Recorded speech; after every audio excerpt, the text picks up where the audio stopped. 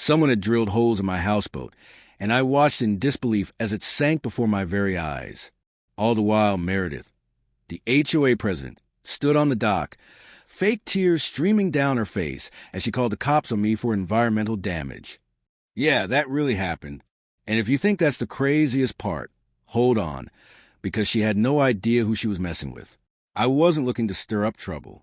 I'd moved back to my late grandfather's ranch to rebuild my boat-building business, looking for some peace and quiet in the middle of nowhere by a lake that had been in my family for over a century. The lake was fed by a spring so clean you could drink from it, and it was a perfect place for me to start over.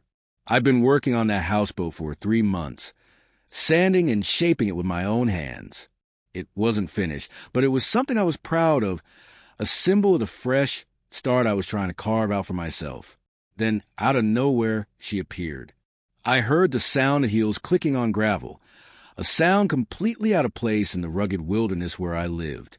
I looked up, and there she was, dressed in a blinding white suit, her makeup thick enough to survive a hurricane, and a clipboard clutched in her hand like a weapon. She pointed at my boat with a look of horror on her face, as if I'd built a nuclear disaster on the water. "Are you responsible for the structure?" she asked, her voice dripping with disdain. "Yeah," I replied, offering her my name with a smile. "I built it myself."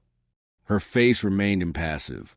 "Meredith Vans," she snapped, president of the Crystal Shore Homeowners Association.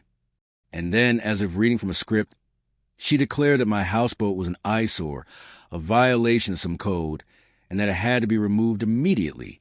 Now, here's the thing. I'm not part of her HOA. The lake and the land it sits on have been in my family for generations. But when I told her that, she didn't back down. Instead, she doubled down. "I don't care about your grandpa's cowboy story," she retorted, her voice sharp.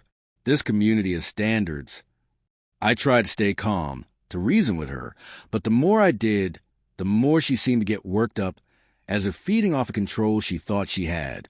She finished with a flourish, saying, "You've got 48 hours to remove that boat, or there will be consequences."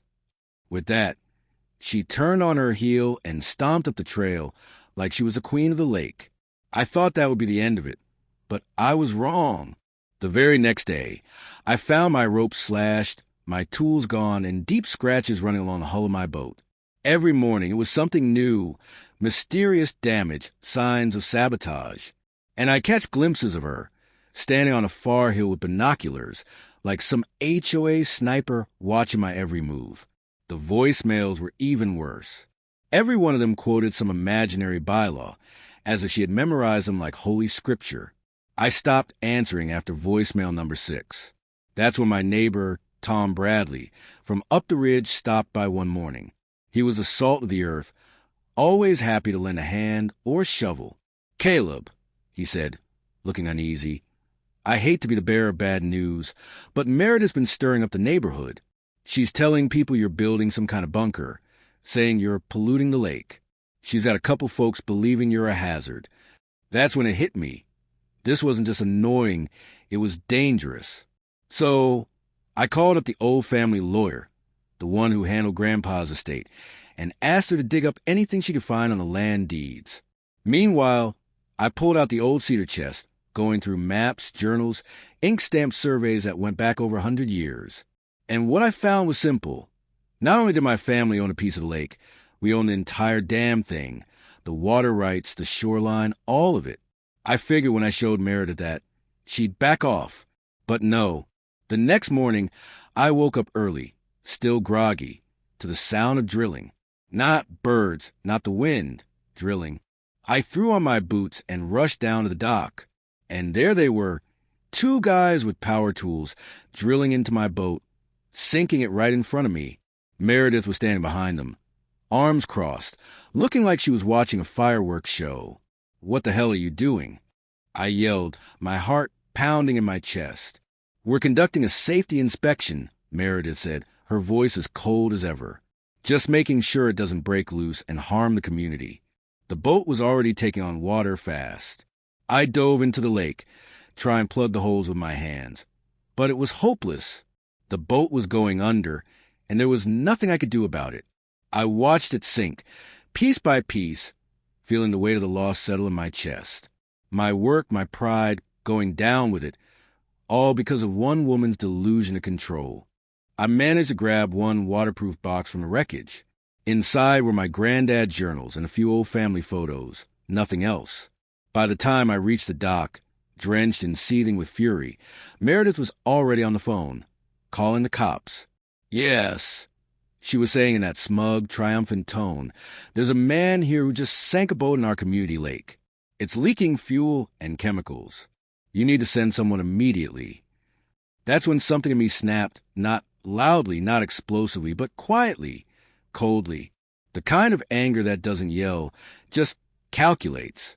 I could feel the rage, a quiet storm building inside me. By the time Officer Mike Stevens arrived, I was dry and waiting for him. Mike was a good guy, local, knew my family. He stepped out of the cruiser, and before he could even speak, Meredith charged at him like a drill sergeant. "He did this," she shouted, pointing at me. "I've got witnesses. He's a danger to this entire neighborhood." Mike held up a hand and turned to me, his face calm. "Caleb," he said, "what's going on?" I handed him the documents I'd gathered, the land deeds, the surveys, everything I could find to prove she was in the wrong. Mike flipped through them slowly, thoroughly, his face changing as he processed the information. When he looked up, his expression said it all. "Ma'am," he said, turning to Meredith, "you've been reporting environmental crimes on land that doesn't belong to you. This entire lake, according to these documents, is private property, his property." Meredith froze. She reached out, trying to grab the papers, as if she could somehow erase the truth by tearing them up. But Mike pulled them back, stepping between us. He warned her to back off and told me I could file charges if I wanted to. And believe me, I did. 3 days later, Tom called me. "Caleb, Meredith's planning a big HOA meeting. She claims she's got video proof that you sank your own boat. She's invited the whole neighborhood.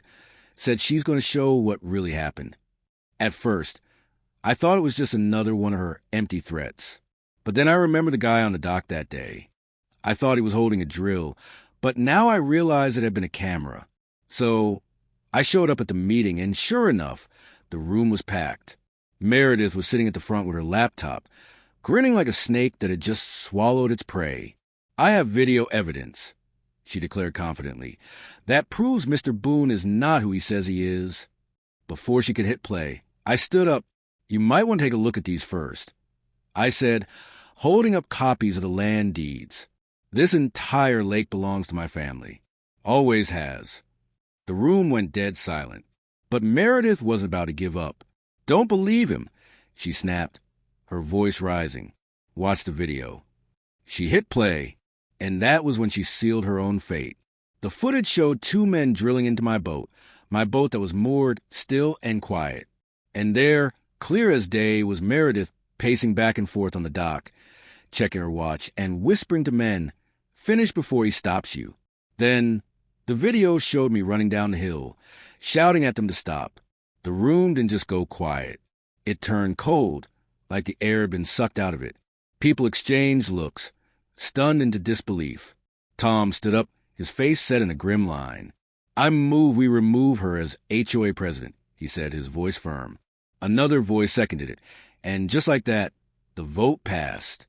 Meredith stormed out, her heels clicking like a bad punchline. Her car peeled out of the lot, tires screeching as she made her exit. She was charged shortly after for destruction of property, harassment, and false reporting. She had to pay damages, lost her HOA position, and within the month, she put her house up for sale. The new president is a solid guy. We worked out a deal with the residents, allowing fishing in one part of the shoreline. No problem. As for the lake, still mine. Always will be. Grandpa would have been proud. And my new houseboat? It floats smooth and strong, now with a security camera on every corner. So yeah, if you've ever had to deal with Meredith Vans in your life, someone who thinks a clipboard gives them the right to take what's yours, I hope this story gives you a little hope and maybe even a good laugh. Let me know in the comments. Have you ever dealt with a neighbor like this? Someone who pushed too far, too hard? Do you think I should have gone easier on her? Or did she earn every bit of that fall? Let's talk about it.